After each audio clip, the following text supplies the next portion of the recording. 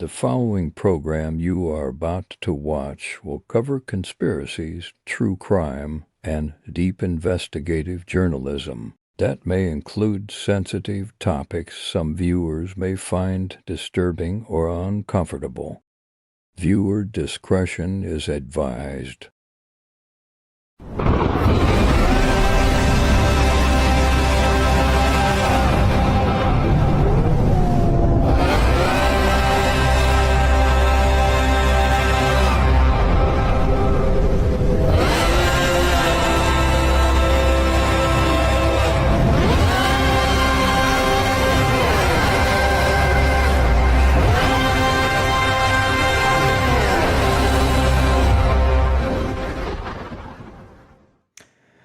Hello, everyone, and welcome to Veiled Mysteries. My name is Brandon. Like I said, I'm so excited to bring this episode to you. We're going to be doing a lot of different content on this podcast. It is primarily true crime and a little bit of conspiracy mixed in as well. I've always wanted to do a podcast on something that I find very interesting and something I could really get into, and I'm really excited to engage with everyone on this podcast. So today we're going to be talking about a case that I really think started my journey in true crime, and it just happened a couple years ago, and it was about March of 2024 when this case took place, and it's the case of Riley Strain. He was a 22-year-old Missouri college student that was visiting Nashville on a fraternity trip, and he ended up vanishing, and they found his body several days later. So we're going to be going through the case. We're going to talk about the timeline, and we're going to be looking at the evidence itself. We're going to go ahead and take a look at the autopsy report. We're going to look at the discrepancies of the autopsy report, and we're also going to be looking at some contributing factors, as well as a little bit of conspiracy about his disappearance. So we'll start with the case. So Riley Strain, 22 years old, went to the University of Missouri. He was very well-rounded, very well-liked. He was into all kind of community service work. He was also very close with his parents, just a very well-rounded kid. He was just getting into an internship at a bank close by him back home, and he really had quite the setup. On March 8th of 2024 in Nashville, he went on a fraternity trip, and he went bar crawling one night with his group of friends, which we're going to take a look at some video as well, and we're going to really dive into this. While he was bar crawling, he visited 3 different bars. The bar in question of where this case really starts to come to light is that third bar, the Luke Bryant bar. We're going to go ahead and take a look at that on the map as well. But the first bar he went to was the Bar in Low Places bar. On that strip of bars, I think it's Gay Street and First Street are like the corner of where a lot of those bars are in Nashville. Anyone that's in the area, feel free to leave a comment if you can contribute to that. He went to the first bar. He went ahead and called his mom. He FaceTimed his mom. He was always in contact with his mom, and that's one interesting thing about this case. He was always in constant contact with his mom, and he FaceTimed her at that first bar. And she recalls going back to that call that she had with Riley, and she noticed that he was having a good time, but he wasn't belligerent. He was out with his friends. He was having a good time, nothing of note. They moved to that second bar, and as far as the case goes, Riley was only served maybe 1 or 2 drinks at this first bar. The second bar is where it gets murky. The second bar didn't reveal how many drinks they had served to Riley, so that's where a lot of the discrepancy comes from. Because at that last bar where it gets more notable, the Luke Bryant bar, he served 1 drink and then escorted out by security for being too intoxicated. At that point, that's the last point where he sees his friends and then disappears. So let's look at some of these videos really quick. Let me get in here. Actually, you know what we're going to start with? We're going to look at locations. So let's go ahead and start here. So where I have this pinned, if you can see my mouse, I have the Luke Bryant bar pinned. So how this went down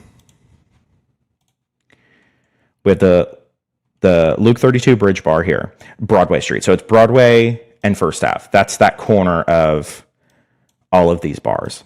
So the Luke Bryant bar here, go ahead and pull it up from the map.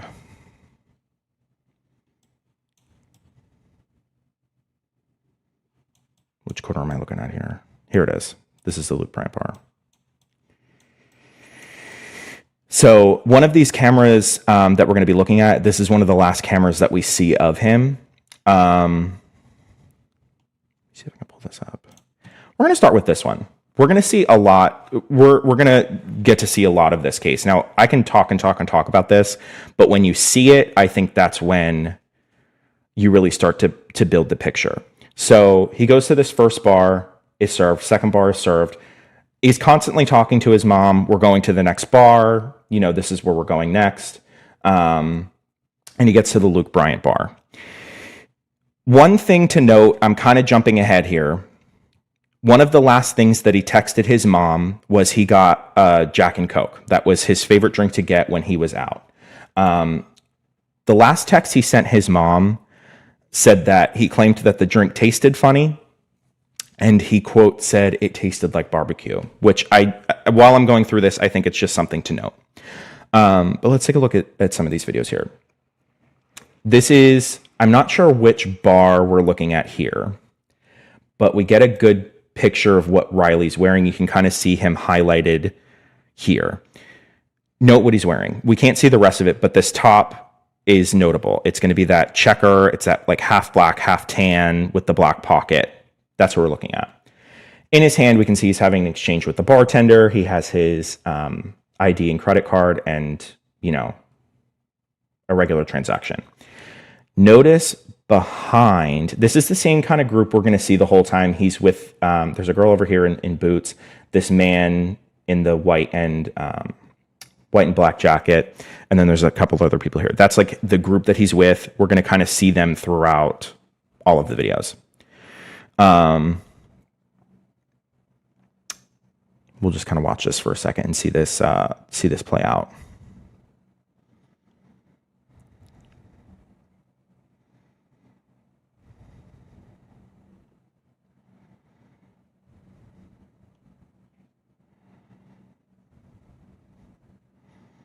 Okay, and there he is going back to that group of friends. Nothing out of the ordinary here. We'll skip ahead. Oh, this is another bar. I do want to note this one here. So we see Riley right here.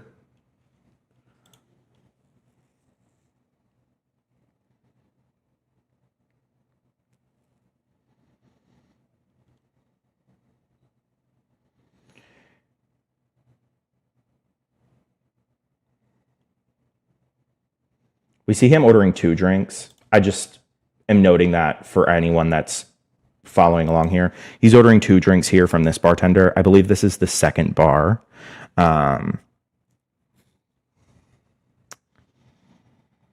Again, has his wallet in hand. We'll get back to that. But we'll kind of follow this transaction through.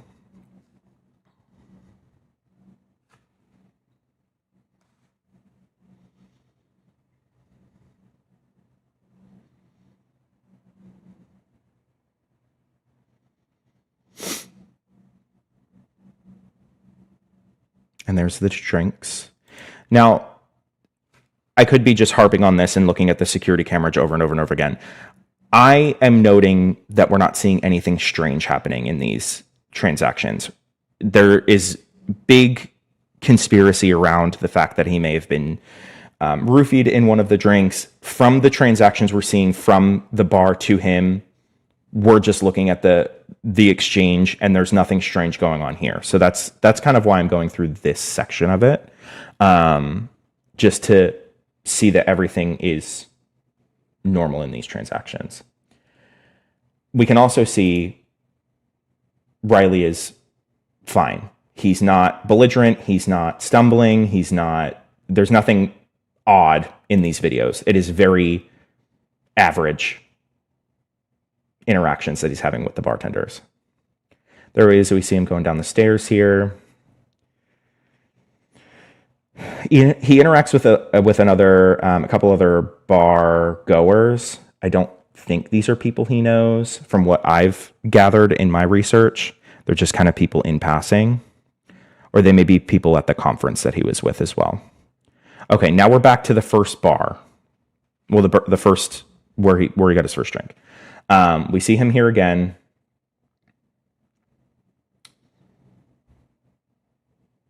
Same transaction.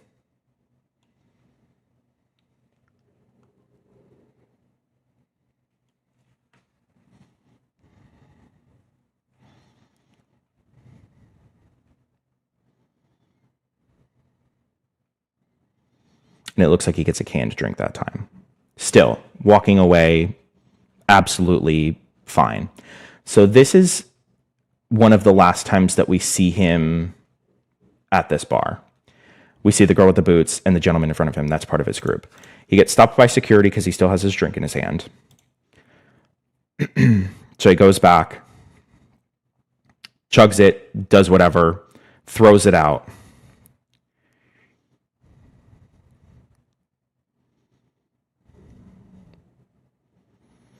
And then continues down the street. I don't think... Oh, so he does go back in here for one more drink. Or he's closing out his tab. Yeah, I think he's closing out his tab. But this is the next thing I want to show. Oh, I didn't want to click out of that. This is him getting escorted out of the bar. We see a very different version of Riley here. We can see he's stumbling a little on the stairs. That gentleman that he's walking with is security. We see him stumbling a little bit down the stairs. He seems a little out of it. See him leaning forward. We can kind of start seeing those signs of more intoxication. That's the last time we see him in a bar. The next couple clips that we see are of him trying to get back to the hotel. So what happens here at this point is he's kicked out of the bar. He tells his friends he's going back to the hotel. His hotel's only, a couple city blocks away. He's just going to walk back there. So this is where part of the issue comes in.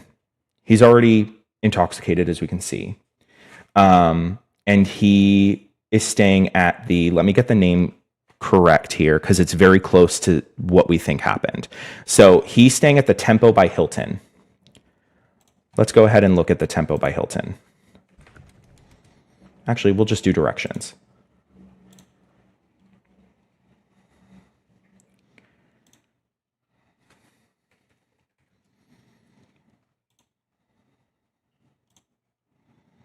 So it literally, if we're looking at it this way, we're not taking the bus. Let's walk. There we go. 12-minute walk. If we're looking at it this way, from Luke Bryant Bar right here, straight down, and then it's a turn, and then the Tempo by Hilton is right here. Straight run. What we think ended up happening is he went to this address, Your Tempo, which is a software company. And you can see how close they are, and for someone that may be a little drunk, how that could be confused. And this is kind of where we start seeing this footage from the street. So where are we at it? Okay, here's the Luke Bryant Bar. Sorry, I don't mean to drag it. Here's the Luke Bryant Bar. And the path they think he took was down the rest of Broadway and made the turn onto Gay Street. So that's where we start seeing these video clips of him running down the street. I always found this clip very strange. He runs down the street and either runs into this pole or trips or something. I always found that clip very uncomfortable. Why is he running? Is he running from someone? What's the running? Because the rest of the footage we see, he's not running. Next clip we see him walking down the street. And what I think this is right in this area before the turn, because we'll see different footage down Gay Street. So we see him stumbling, very unwell. This is where we found him, but we're not gonna get there yet. There's another video I wanted to show. I don't have it up here. Give me 1 second to find it.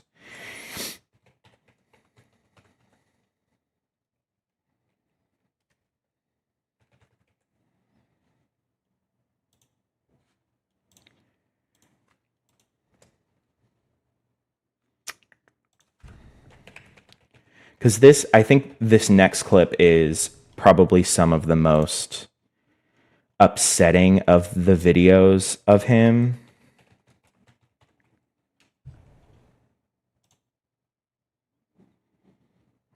Let's see.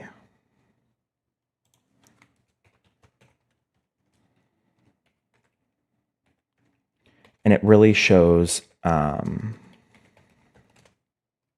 intoxicated he was compared to, this is just a couple of hours. Oh, here it is. Okay. So let's get back in here. So this is the clip I find the most disturbing. And we can see Riley in the top corner of this screen. Really unwell. Like, this is all in the matter of what? How long was the walk? 20 minutes, if that, from the Luke Bryant bar.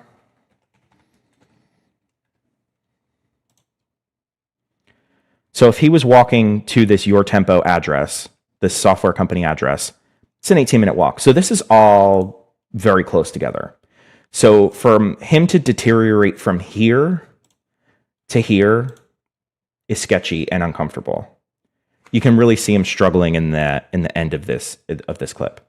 And that leads us to this.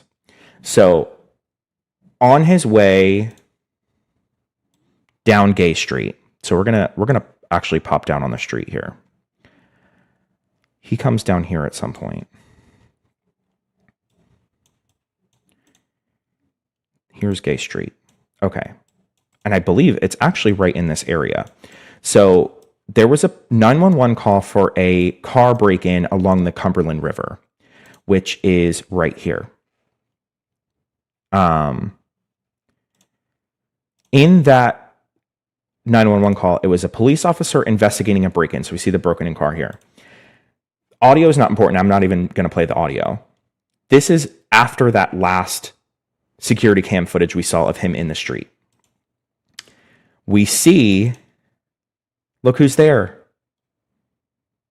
He's right there.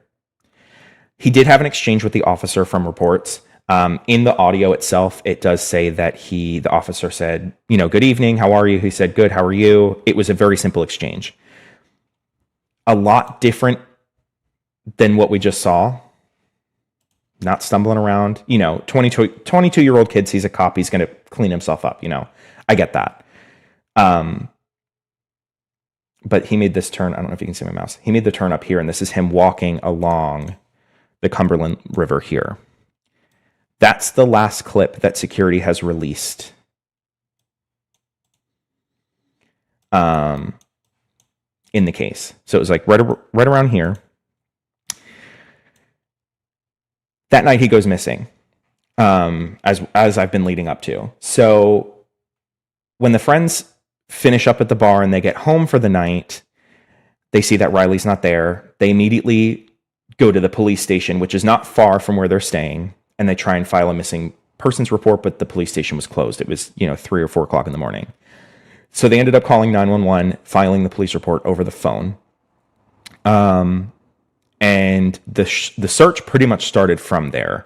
That night, the fraternity brothers that he was staying with called his mom and said, Riley's missing. This is what we've done. Riley's mom and stepdad had gotten in the car and taken the 6-hour drive to Nashville to help with this search effort.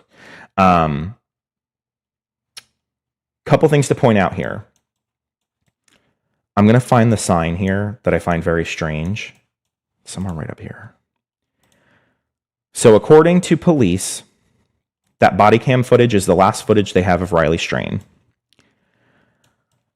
An odd thing that I have come across and found myself here is a sign. I don't know if we can see it good here. Oh, we definitely can. There's a sign. What does this sign say?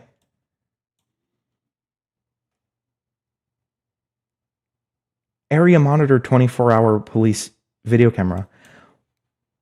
If it's monitored, why is there no security footage after this point with the body cam? This is where the inconsistencies start coming in. We don't have body cam footage, and then at one point the police did have other footage, but they only showed his mom. I also want to take note of this area because there is a report. This area along the Cumberland River is big with the homeless population in Nashville. There's a lot of homeless people just kind of hanging out. They went to this area and asked all these homeless people, Riley's parents included, came and asked, and there was only one person that said that they saw him. And it was later dispelled, but they said that they saw him walking with somebody, and they asked if he needed help, and the person that was with him said, no, he's just drunk. That was later proven not true. So I just find it interesting that someone would even say that. But what I'm getting to, he allegedly, according to police reports, fell into the Cumberland River somewhere along this point, because his last phone ping as well. I do have a visual that we can look at together here. His last phone ping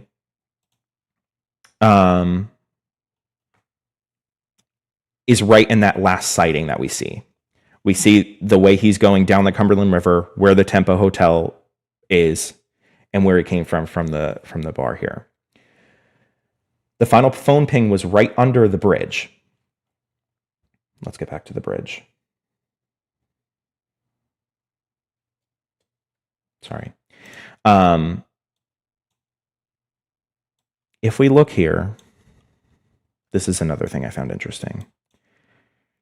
There's a fence along the river here.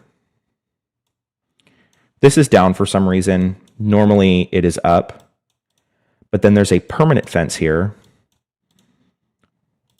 that I don't know if we can see it next to somebody, but it comes to at least people's like upper torso.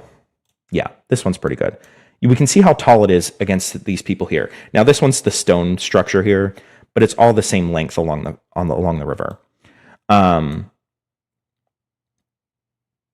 They're saying that he fell into the river somewhere at this point. Well, I don't have a good visual of it here. I wonder if I can find it from the bridge itself. Let's see. Kind of. We can see how big this embankment is. So over here is like the pathway, and then we have this embankment that goes into the water. So it's pretty long. It's far. So for someone to fall from that into the water, you'd expect some serious damage. And there's that fence. So strange that he would just kind of tumble in my opinion. He was missing for a week. A week later, see if we can get it here. A week later, now we can see approximately where he went missing down here. A week later, they find him on the other side, about 8 miles away, down the Cumberland River. It's one of these businesses along, they don't note it in any police reports. I want to say it's this one right here, because of the access to the water where they were able to get him. They found him in the river about 8 miles away. Inconsistencies here. When he was found, let's back up for a second. Let's take a look at what he's wearing here, because this is very important. In this clip, We can see, we can see he's wearing the black and white shirt with the black pocket, jeans that I would consider myself fitted or skinny. They are not baggy jeans, and cowboy boots. When they found him here, we'll take a look. We'll start looking at the autopsy report at this point. They found him with I need the actual wording of it.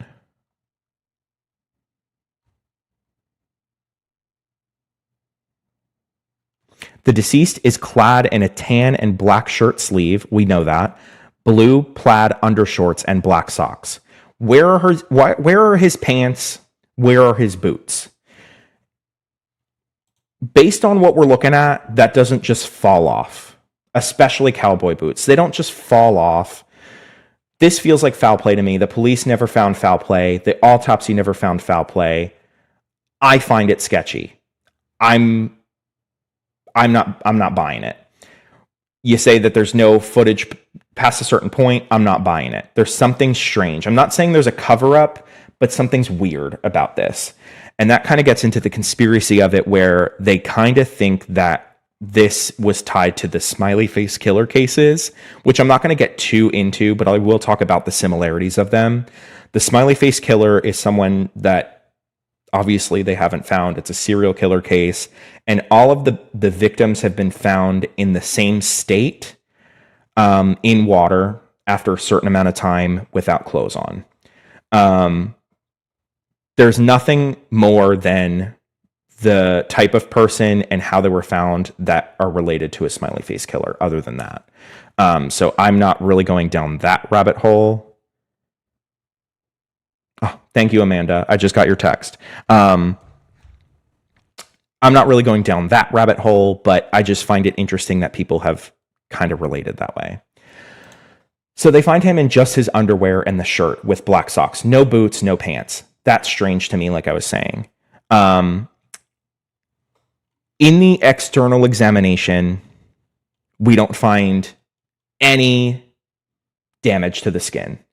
If they're saying he tumbled down this embankment into the water and vanished for a week, why is there no damage to his body? Another thing I found really interesting while we're in the case here, the lungs weren't filled with any water, which I kind of went down my own rabbit hole in this. People can have dry drownings. But in the matter of what they're saying with how this happened, there would be water in his lungs, in my opinion.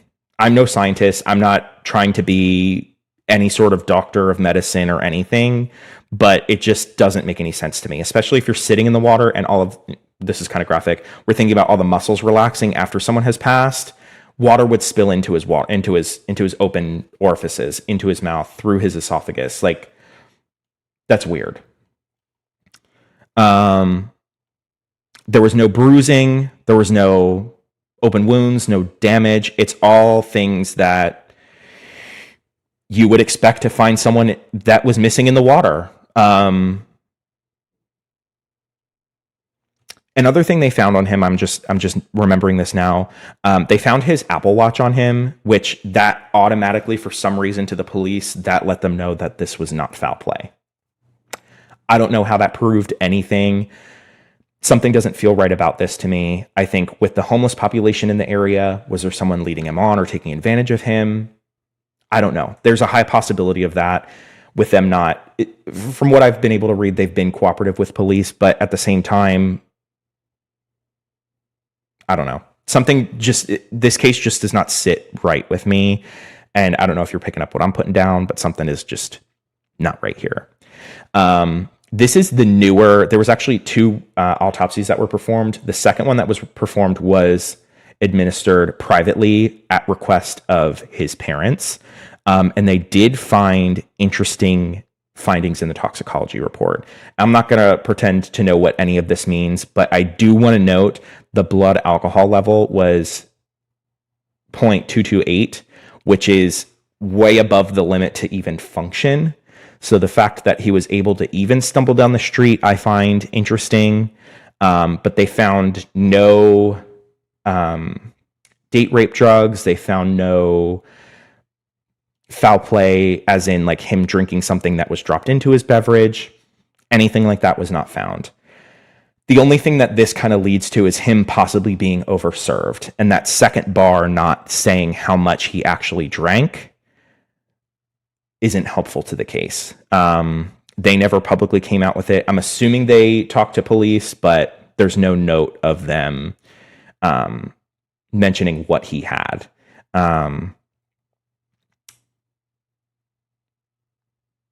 His wallet also was missing, which I find interesting.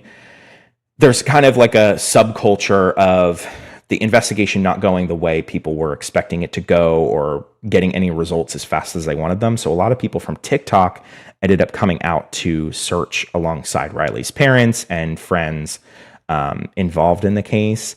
And actually, there is a TikTok video. I should have brought it on tonight, but there's actually a group of TikTokers that found his credit card along the embankment, which kind of led police to start looking through the river and combing with like thermal cameras and things like that. But the only thing that they ever recovered was his credit card. They never found his wallet. They never found his boots. They never found his pants. And they never found his phone. Since that last ping that they had with him, never found his phone. I guess we can look at that graphic one more time, where we can see that final ping was like right by that bridge, and we can see the bank card was found like right in that same area. But yeah, that's kind of where everything ended. My personal opinion, I think there was more involved. I'm not saying the police covered anything up. I just think they found what they needed and closed up shop. I would love to see this case reinvestigated, because I think there is a lot of things that haven't been made public. And of course, I feel terrible for his parents and his family. I relate a lot to Riley, being close to his parents and, being an adventurous college kid. So I think this case really hit home for me because of who it was and who he was as a person. And of course, we share our prayers and thoughts with his family. But yeah, that's kind of the Riley Strain case. If you have any comments, questions, or concerns, I'd love to see them in the comments, and I'm going to bring them up on my next episode, and we'll kind of tie this all together. But I'm so excited to do this podcast and see where it goes. In the next couple of weeks, I'm going to be covering the Idaho 4 case, which I've been obsessed with since it all happened. I'm going to have a correspondent on the show with me going through some of the case evidence. We're going to be looking at crime scene photos. We're going to be looking at all kinds of different evidence that has come out. A lot has come out since. And then anyone that's in the true crime world, we see what's happened today. Eventually, we're going to get to it. I just haven't been following it since the beginning. The Ohio murders of the doctor and his wife that they found in the house. We're going to be talking about that as well. They do have a person of interest in custody as of today. So that's something we'll definitely be looking at as well. But like I said, thank you so much for joining me today. This is going to be so much fun. I'm really excited to see what we get to cover. I'm definitely going to be covering more conspiracy theories as well, and then true crime conspiracy. So definitely stay tuned for that. But yeah, thank you so much for watching. Make sure you subscribe, hit the bell notification below. As you can see, what's been scrolling during the podcast, I do have an email if you have a case that you want us to look into, or any tips about things that we have talked about that I may have missed. Feel free to email me or message me on Instagram, and we'll definitely be covering it in the future. As always, ask questions, stay curious, and be informed. Thank you so much for watching Veiled Mysteries, and we'll see you in a couple of weeks.